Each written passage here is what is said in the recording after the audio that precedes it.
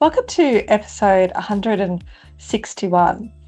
And today I'd like to talk about onboarding new employees because it can be one of the most underestimated parts of running a business. A lot of people think about onboarding as just a first day of work activity. You get the paperwork done, make sure they can log in, introduce them around, maybe run through a few basics, and then it's really just up to the employee to get on with it.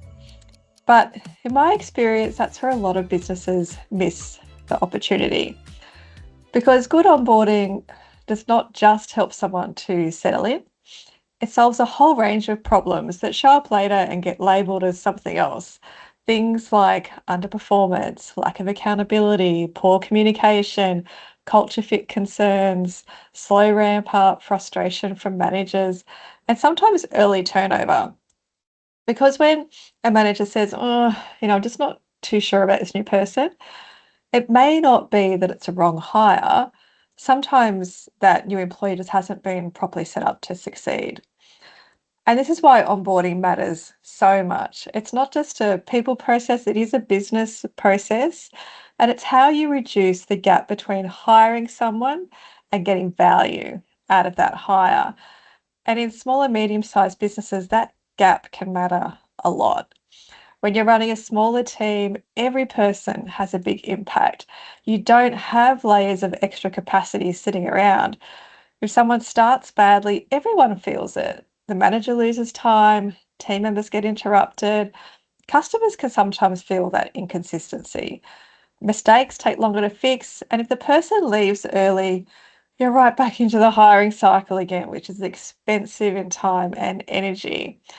So this is why onboarding deserves a lot of attention. Now, before I go any further, it's worth saying onboarding is not the same as induction. Induction is a part of onboarding, but it's only one part. And it's the part that is practical and it's about compliance. So it's all of the paperwork, policies, systems, payroll setup, introduction, safety information. And it's all really important. And especially from an Australian context, Safe Work Australia says that new workers should receive induction and workplace safety training. And Fair Work also provides a simple induction checklist for employers. But onboarding is much broader than that. Onboarding is the process of helping someone to become effective. It's how they learn what's expected, how your business works, what good looks like, how decisions get made, who they can go to, and what really matters in their role. It's also how they make sense of your business in those early weeks. Now, they're watching more than maybe what you realize. They're noticing, does the business feel organized or chaotic? Is my manager available or are they always busy? They're working out, does the culture feel welcoming and clear and supportive? Or is everyone just too flat out to even notice that I'm here and that I need help? And so they're asking themselves, did I make the right decision to come here? And that question matters because the early experience shapes confidence and commitment far more than anything else, perhaps in their whole employment life cycle. And there's some useful information in an Australian context here. The latest ABS job mobility release shows that the annual job mobility rate was 7.7%, with 1.1 million people changing employer or business in that period. So why does it matter? It's a reminder that people do move. Even if the labour market feels different from a few years ago, employers still change jobs, even in economic downturns.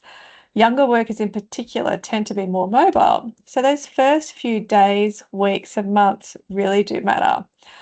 And Jobs and Skills Australia has also reported ongoing employer retention issues. It has a spotlight on employers' experience with retention issues, and it notes that over the last few years, more workers changed jobs than in the years before the pandemic, and that retention continues to be a real challenge for employers. And then there's also an Elmo HR industry benchmark report. Now, it is vendor research rather than government data, so we say it's directional rather than definitive. And it does exclude businesses with fewer than 20 employees, but it's still interesting because it found the average time to productivity in Australia had increased to 44 days, up from 34 days just a year ago. So that gives us a useful reminder that people aren't productive from day one. Even if you've made a great hire, it takes time for them to really get up to speed. And onboarding has the biggest influence on how quickly and smoothly that will happen. So, when I'm saying onboarding, what I'm really talking about is how do you shorten that ramp up time, reduce confusion, and increase the chances that the person becomes a confident, useful member of your team as quickly as possible. So let's talk about the kinds of problems that poor onboarding can create. And the first is lack of clarity. And a new person may have had a great recruitment process, they've accepted the job enthusiastically, they genuinely want to do really well. But once they start, they're just not really clear on what success looks like. They might know the job title, they might know some tasks to do, but they're not sure what the priorities are. They have those kind of broad terms about why I'm here, but how does the business want it done? They're not sure what good performance looks like in the first month. What should take priority? What can wait? Where do I go if something's unclear? And that uncertainty really slows people down. It creates frustration for managers because, from the manager's viewpoint, it can look like the person isn't taking ownership or showing initiative. But often it's just that no one has made sure that that person understands what the role expectations are. The second problem is the extra pressure on the rest of the team. When onboarding is rushed or inconsistent, everyone else has to fill the gaps. So team members answer the same questions over and over. They fix mistakes that could have been prevented. They spend time explaining processes that no one has documented. They help the new person work out where files are, who approves what, how does this customer issue get handled, what's the normal way of doing something. And it can feel distracting and annoying, but it's also expensive. It takes time away from productive work and frustrates all the people that you actually are relying on. And the third problem is inconsistency, and this is especially common in growing businesses. One manager might be really good at bringing new people on, another is extremely busy and assumes that they'll just figure it out. So one new employee gets really clear guidance, regular check-ins, a great welcome. Another barely gets any follow-up and spends the first month guessing. So over time, that creates different standards, different levels of confidence, and different employee experiences depending on who manages you. So it's not great for performance and it's not great for culture. And the fourth problem is that businesses start treating onboarding failures as hiring failures. And sometimes, of course, someone is just a wrong fit. But not every rough start means that you've hired badly. Sometimes the person may have just done really well if they've been given more structure, clearer expectations, or better support, especially in those first 90 days. So, this is why onboarding can solve more problems than perhaps people expect, because when it's done well, it helps with performance, consistency, communication, confidence, and retention all at once. So, what does good onboarding look like in a practical sense? And it should be really simple. You don't need a big HR team, you don't need expensive software. What you do need is a process that is clear, repeatable, and human.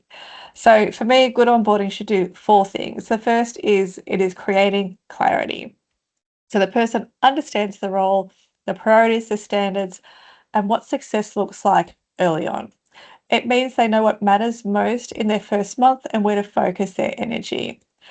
Second, it should create confidence. And that doesn't mean making everything easy. It means making sure the person has enough information, context, and support that they're not just spending all their energy and their time trying to work out what's going on.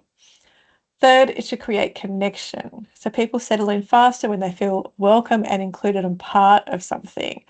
So this usually just comes down to, people made time for me. Was my manager present? Do I know that I feel comfortable in asking questions? Has the business helped me to really feel like a part of the team? And fourth is creating consistency. So this is the part that makes the biggest difference in businesses.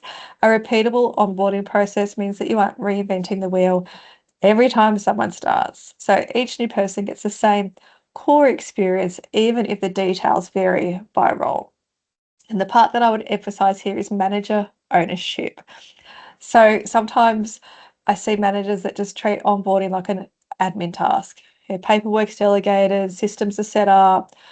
But the conversations about what matters, what does success look like, how does the team work, what does good performance mean in your business, have to stay with the manager. A new person must hear that from their manager, not from HR or from the friendliest person in the team. They need to know where to focus first, how they will be supported, how feedback will work, and what the manager will be looking for as they settle in. And this is why onboarding is often a leadership task, not an admin process. So if you're listening to this and thinking, my onboarding is probably a bit patchy, don't start by asking what software you need or what fancy program you need to build. Just start with a much simpler question. If someone joined your business next Monday, would they have a clear sense of what success looks like, who can help them, how your business works, and what the next 90 days are meant to look like and what they should achieve? If the answer is no, then that's your opportunity. And you don't need to overcomplicate it. Have a clear plan for those first 90 days, regular manager check-ins, proper induction, documented basics. A bit of thought about how the person will feel welcome and supported can take you a long way. And technology can absolutely help with this, but only as a support. Tools can make onboarding more consistent and easy to deliver, but they don't replace the manager role. They don't replace clarity or human connection. So it's worth thinking about good onboarding as doing more than just the admin. It's about helping a new hire to feel useful, confident, and connected faster. So this way we're reducing confusion, saving managers time, taking pressure off the team, but we're also still supporting safety and compliance. So this all gives us a much better chance of keeping a good hire. And for a smaller business, that is a big return for something that can actually be quite simple. If your onboarding is currently mostly first day admin, followed by a couple of check-ins here and there, there's probably a lot to gain by tightening it up. And you don't need to build something huge. You just need to be more intentional, consistent, and manager-led. So if this has made you think about, okay, well, what's my next step? Then look at what happens before day one, what happens at the first week, and what support the person gets in the first 90 days. And of course, if you need help creating onboarding that feels human, practical, and realistic, that's exactly the kind of work that we do at Amplify HR. And you can get in touch with us at amplifyhr.com.au or book a time using the link in the show description. If you received value from this episode, I would love it if you could leave a rating or a review over Apple Podcasts or Spotify so someone else can also find the episodes to help with their business. Episodes are released on Mondays, so click subscribe and you'll be notified of when that's available. Thanks so much for joining me. If you have any feedback, questions, or ideas for future episodes, head on over to amplifyhr.com.au or connect with me on LinkedIn and we can start a conversation.